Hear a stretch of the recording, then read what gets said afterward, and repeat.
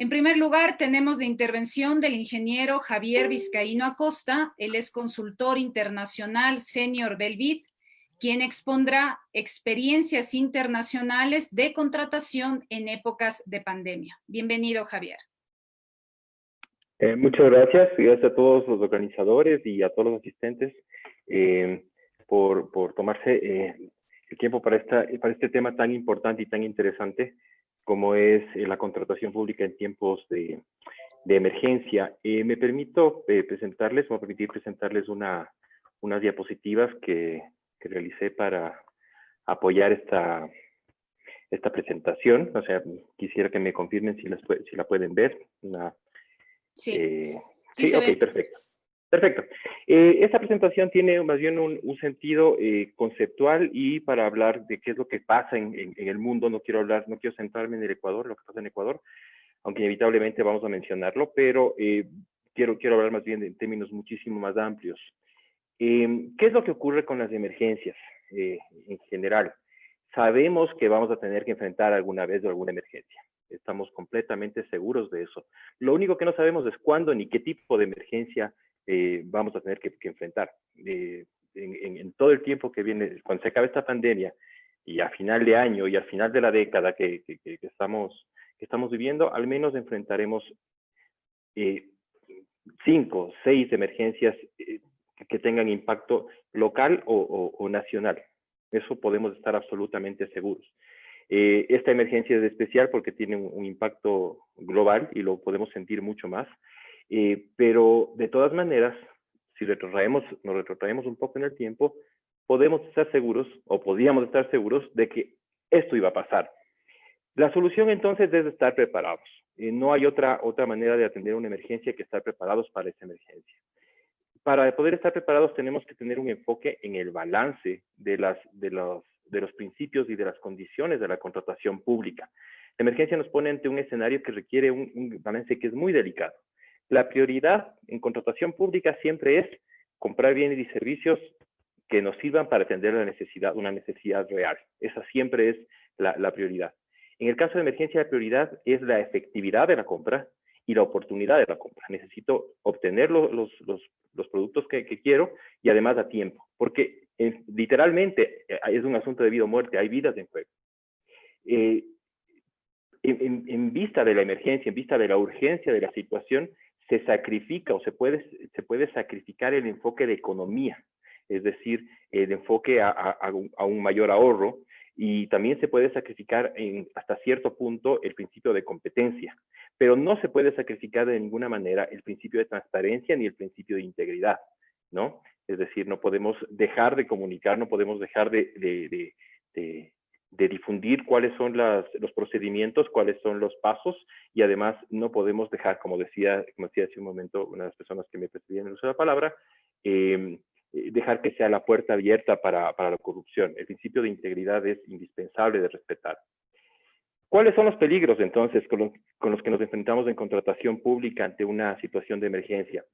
El primero, que haya compras ineficaces, es decir, que acabe comprando productos que no me sirvan para atender la emergencia.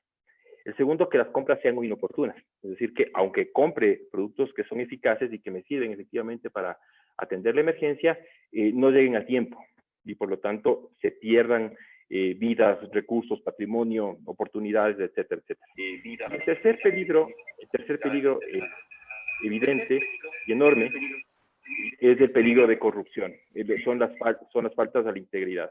Estos son los 3 peligros principales a los que nos vemos enfrentados en una situación de emergencia. ¿Cuáles son los factores de riesgo para estos peligros?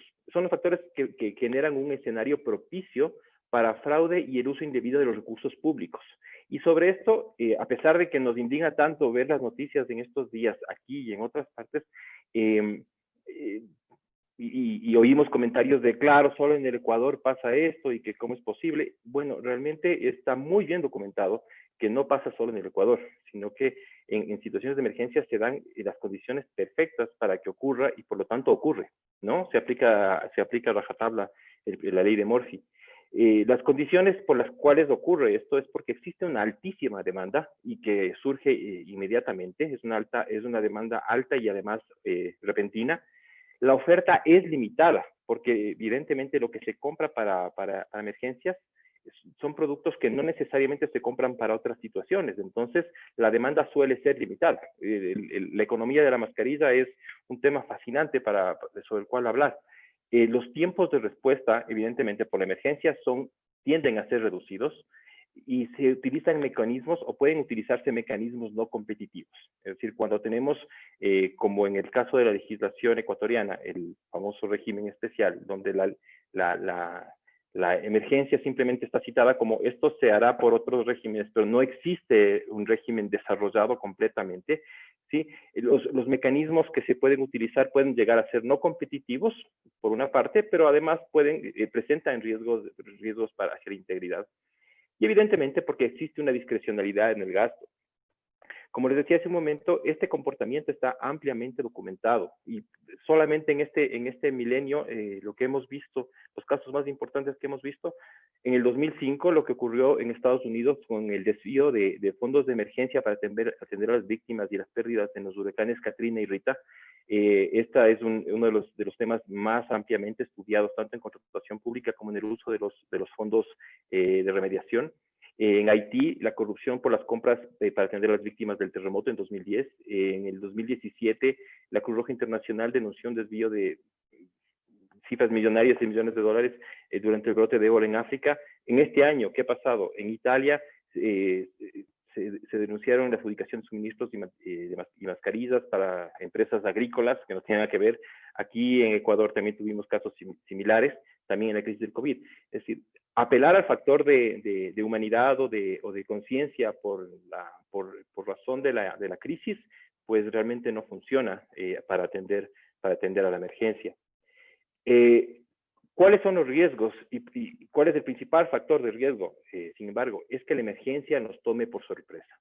No solamente es un problema que haya corrupción o que no estemos comprando los productos que necesitemos, sino que existe, podemos caer en esos peligros, en esos riesgos, porque la normativa, los compradores, los sistemas, es decir, los procedimientos de compra y los sistemas financieros no están preparados para atender la emergencia, no están diseñados para eso. Hay procedimientos que no son adecuados para la emergencia y la práctica es una cosa muy interesante. La práctica habitual en el que la compra, el Estado propone lo que quiere comprar y espera ofertas, se invierte. Piensen ustedes en la economía de la mascarilla. De repente hubo una escasez mundial de mascarillas, hubo movimientos estratégicos de países que dijeron no se exporta una sola mascarilla. Un alcalde con iniciativa en la costa ecuatoriana mandó a clausurar una compañía que fabrica mascarillas. Pasan cosas extrañas y además esta lógica se invierte, ¿no? Y es el comprador quien tiene que buscar agresivamente al vendedor. Las grandes presiones, el mercado se convierte, en este caso de la pandemia, se convirtió en un gran supermercado mundial hambriento de encontrar las mascarillas, ¿no es cierto? Y se producen grandes presiones en la cadena de suministro. Y el habitual riesgo de corrupción de pago de coimas del vendedor hacia el comprador tiende inclusive a invertirse. Se han reportado casos en que los compradores coiman a los vendedores para poder acceder a un puesto más arriba en la lista de prelación de la compra. Pero bueno, son algunos de los riesgos. ¿Cuáles son las recomendaciones que existen a nivel mundial, las buenas prácticas que se recomiendan? Bueno, son medidas de corto y largo plazo de las cuales vamos a hablar rápidamente. Para empezar, para poder enfrentar una emergencia no hay otra solución, no hay otra manera de estar preparado y tener una buena planificación. El hecho de que algo ocurra de urgencia inmediatamente sin que podamos tener una preparación para eso, no significa que no podamos estar preparados y que no haya una planificación para eso. La planificación y la preparación tienen que enfocarse, y esto es un estándar muy discutido a nivel mundial, y sobre el cual hay un acuerdo, por cierto, en los niveles más básicos de gobierno, es decir, a nivel local, porque las emergencias, en este caso es mundial, pero las emergencias normalmente ocurren a nivel local, ¿cierto? A nivel de municipios, a nivel de zonas, etcétera, etcétera. Hay que tener un enfoque en la preparación para la compra de emergencia a nivel local y además tener un enfoque en los compradores, es decir, en la profesionalización de los compradores, en los procesos, en contar con los recursos y fondos adecuados, y además que haya un amplio conocimiento del mercado, es decir, saber cuáles son los elementos que se van a necesitar comprar y dónde los vamos a poder encontrar, ¿no? Aunque no tengamos, no hayamos hecho la compra antes, tenemos que tener ya en nuestras manos la información sobre eso. Tienen que existir previamente esquemas y sistemas de coordinación, tanto horizontal, es decir, entre varios municipios locales, como vertical y de coordinación para poder hacer compras conjuntas, por ejemplo. Hacer un plan de contrataciones y además construir un kit de contrataciones para las compras. Este es un tema bastante amplio que no es del tema de esta charla, pero podríamos hablarlo después. Y además, tener a disposición lo que se llaman las 4 Ts. Las 4 Ts del comprador público para emergencias son tener las transacciones, es decir, las metodologías, los procedimientos, los formularios, todo listo para el momento de la emergencia. Tener los bienes tangibles, es decir, el gran problema en las compras en emergencia no son la compra de servicios, son la compra de bienes físicos, ¿no es cierto? Y es ahí donde se detienen las cadenas de suministro porque tienen que llegar los productos. ¿Cómo llegan los productos cuando estamos con toda la infraestructura detenida? Pues ese enfoque en los tangibles es muy importante. La tercera T es el transporte. Tener solucionado y por lo menos tener unas 2 o 3 alternativas para poder transportar estos productos hasta las instalaciones donde se las van a necesitar, ¿no? Si es que es un terremoto y se nos cae la carretera, pues tenemos que tener otra vía aérea, marítima, fluvial, lo que sea, pero tenemos que tener solucionado ese tema previamente. Y además las telecomunicaciones. En este momento no podemos vivir sin telecomunicaciones, no podemos comprar sin internet. Entonces, estas son las 4 T's del comprador que tiene que tener completamente diseñadas antes de que ocurra la emergencia. La prioridad es actuar con calma, pero sobre todo es cuidar la cadena de suministro. Lo más importante para el comprador en materia de compras en emergencias es eso, cuidar la cadena de suministro, que no se caiga la cadena de suministro por ninguno de los factores que puede caerse, ¿no? Transporte, contratos, fondos, etcétera, etcétera. ¿Cuáles son las medidas recomendadas a corto plazo? Son las compras para responder a la emergencia. Queremos hacer compras para responder a la emergencia. Para eso necesitamos tener equipos especializados en compra, ¿no? Gente que tenga la capacidad de comprar agresivamente en mercados que son cada vez más elusivos. Abrir mercados, tener un amplio horizonte de mercados en los que se puede comprar, no solamente nacionales, y es sumamente importante. Mantener y conservar la documentación, porque esto, uno de los puntos más importantes es permitir tener transparencia y rendición de cuentas. Desarrollar lineamientos de estrategia de contratación en tiempos de crisis. En Estados Unidos, por ejemplo, 23 estados declararon estado de emergencia y de esos 19 generaron normativa nueva y procedimientos específicos para responder a la crisis de COVID. Un mayor énfasis en la gestión de contratos. Normalmente en contratación pública estamos pensando en el proceso precontractual. En este momento, y bueno, siempre, pero en este momento en particular de emergencia, el enfoque debe ser muchísimo mayor hacia la gestión de contratos. Y ya sé, son 13 minutos, no hace falta que me digan. Hay que favorecer los instrumentos existentes de contratación, es decir, si es de acuerdo marco, si es subasta inversa, el que sea. Si es que nosotros tenemos un instrumento de contratación ya en pie, tenemos que tratar de que esos instrumentos de contratación sean utilizados, ¿sí? Asegurar una máxima apertura de información, es decir, distribuir la información de la mejor manera posible, establecer un sistema centralizado para información y seguimiento de contratos. Hay que sujetar absolutamente todos los procesos de contratación de emergencia, auditoría y vigilancia, no esconder ninguna información, adaptar las estrategias de auditoría y de control hacia la urgencia, es decir, no podemos esperar a que Contraloría venga con un examen especial después de 3 años, y respetar las cláusulas de extinción de la medida extraordinaria. Toda medida extraordinaria va a tener un tiempo de extinción. No podemos caer en la tentación de decir, solo por esta vez o por esta única ocasión vamos a extender la emergencia durante unos 8 años más. Le quedan 2 minutos, Javier. Le quedan 2 minutos, por favor. Ok. A largo plazo, medidas de largo plazo. Y con esto creo que termino.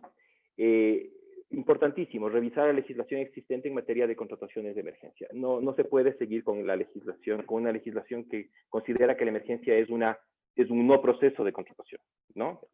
La legislación, por más que sea un régimen no común, un régimen especial, tiene que contemplar ya los procedimientos de contratación a través de procedimientos, formularios, aprobaciones previas, etcétera. usar y expandir o mejorar las plataformas existentes de contratación electrónica. Si tenemos un sistema de contratación pública, tenemos que adaptarlo y mejorarlo para que podamos comprar por emergencia a través del sistema, no por fuera. Permitir el acceso directo al sistema de compras de emergencia, es decir, a la información, auditores y órganos de vigilancia, incluyendo ciudadanos. Asegurar un equipo de servidores públicos que estén entrenados para comprar en emergencia y teniendo todos los criterios técnicos del caso, no solamente seguir las normas de contratación pública y saber utilizar el portal, sino que tiene que saber comprar agresivamente y efectivamente en situaciones de emergencia. Además, preparar mecanismos para afrontar disrupciones futuras de la cadena de suministro. Como les digo, es sumamente importante asegurar que lleguen los bienes que estamos comprando. Y además, crear herramientas digitales que permitan dar seguimiento a las contrataciones.